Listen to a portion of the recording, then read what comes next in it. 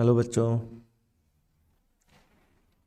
आज निरूडो का question number 3.9 इसका जिसका सोल्यूशन हम डिस्कस करने जा रहे हैं। बड़ा ही फेमस आज की डेट में ये क्लास नोट्स में शामिल होने लगा है। आपको पता होना चाहिए, नहीं पता है तो, कि आज की डेट में ये क्लास नोट्स में आ चुका है ना।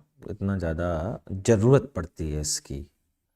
क्या है क्वेश्चन? क्वेश्चन है एक रिंग के कारण फील्ड निकालनी है। आप ढंग से देख सकते हैं इसकी एक्सिस पर L distance from its centre. तो देखते जाइए और फिर पूछा है कि बताइए कहाँ पर मैग्नीट्यूड जो है वो मैक्सिमम स्ट्रेंथ होगी। तो वो सारी चीज़ें हमें देखनी है। तो ये रही बच्चों रिंग।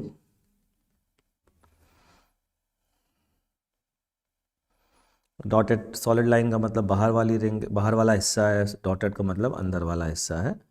और टोटल चार्ज है इस पर Q। हाँ, ठीक है। चलिए, इसके बाद फिर हमें फील्ड निकालनी है बच्चों इसकी एक्सिस पर।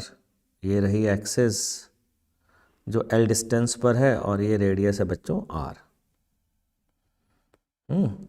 अब मैंने क्या किया, एक एलिमेंट लिया और उस एलिमेंट की वजह से मैं यहाँ पर फील्ड निकालने जा रहा हूँ बच्चों। अब इस एलिमेंट के कारण से फील्ड इस साइड होगी।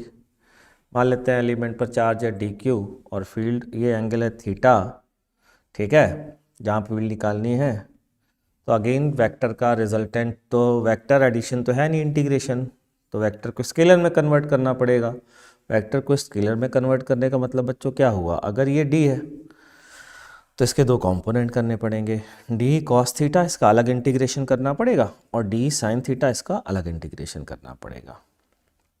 अच्छा बच्चों, एक चीज़ देखो ध्यान से, डी साइन थीटा का इंटीग्रेशन करेंगे तो ज़ीरो ही आएगा, ये तो समझ में आएगा। या ऐड करेंगे क्योंकि यहाँ पर हर एक एलिमेंट के अपोजिट जो है वो एक और एलिमेंट है जिसका ये वाला कंपोनेंट इसको एग्जैक्टली कैंसिल कर देगा। ठीक, दैट मीन्स अगर मैं रिजल्टेंट की बात करूँ तो डी रिजल्टेंट जो है वो डी कॉस थीटा ही आएगा। What is the value of D E? तो अगर मैं इसको ई आर बोलता हूँ बच्चों तो ये कितनी आ जाएगी, बोलो, K D Q by R square, और ये आ गया कॉस थीटा। ज़रा इसको इंटीग्रेट करते हैं, या इंटीग्रेट करने के पहले स्मॉल आर की वैल्यू डाल देते हैं ना, आर स्क्वायर। स्मॉल आर की वैल्यू कैपिटल आर के टर्म्स में मैं लिखना चाह रहा हूँ, ठीक है। तो कितनी आएगी कैपिटल आर के टर्म्स में, बोलो। मेरे हिसाब से मैं कह सकता हूँ आर बाई स्मॉल आर बराबर साइन थीटा। तो यहाँ से नीचे आर स्क्वायर आ जाएगा, फिर साइन स्क्वायर थीटा आएगा, कॉस थीटा आएगा। इसको इंटीग्रेट कर दूंगा तो टोटल फील्ड आ जाएगी, है ना।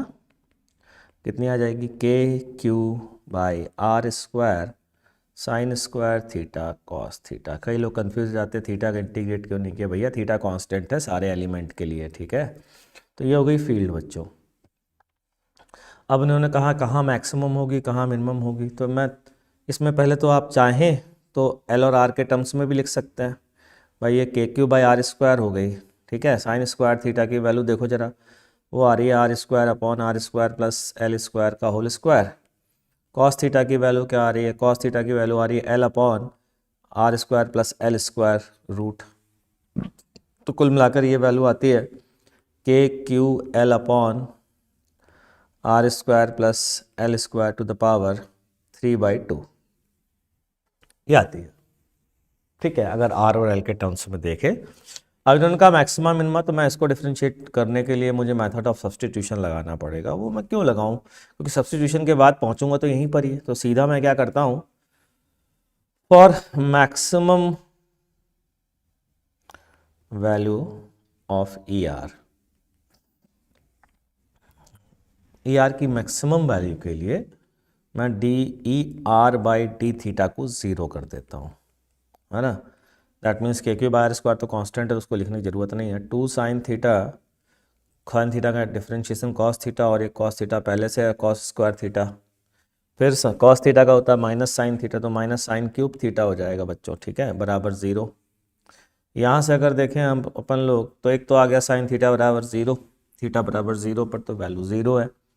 यहाँ पर तो मैक्सिमम नहीं मानेंगे, मिनिमम मानेंगे अपन, है ना।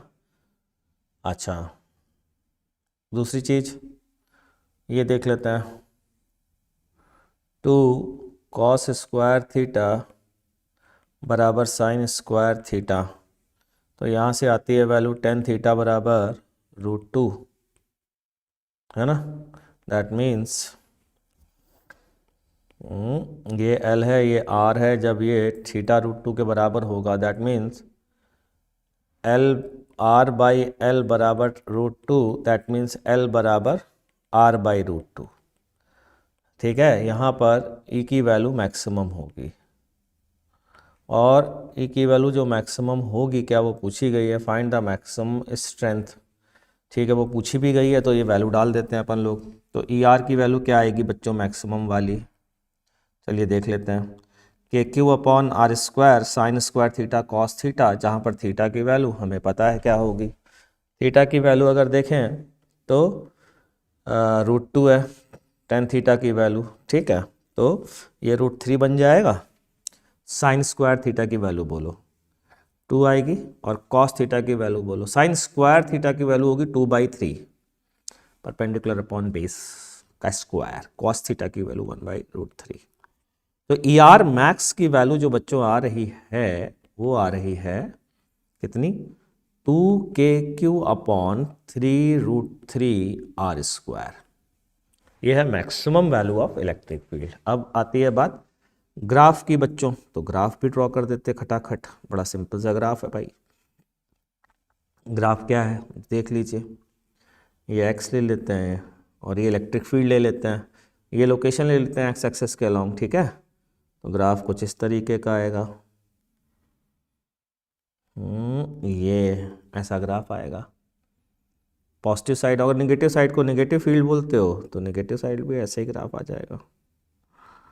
अगर आप नेगेटिव वाली साइड को नेगेटिव फील्ड कहते हो तो ऐसा ग्राफ आ जाएगा। तो ठीक, मैक्सिमा कहाँ पर आएगा बोलो, मैक्सिमा आएगा कहाँ पर, मैक्सिमा आएगा L बराबर R/√2 पर, यहाँ पर मैक्सिमम आएगा। ठीक, तो ये हो गया ग्राफ बच्चों, ये हो गई मैक्सिमम वैल्यू, और ये हो गई लोकेशन जहाँ पर मैक्सिमम वैल्यू आएगी। तो मेरे हिसाब से मैं आपको इससे रिलेटेड सारी चीज़ बता दी है मैंने। ठीक है बच्चों, मिलते हैं नेक्स्ट सॉल्यूशन के साथ, तब तक के लिए टाटा बाय बाय।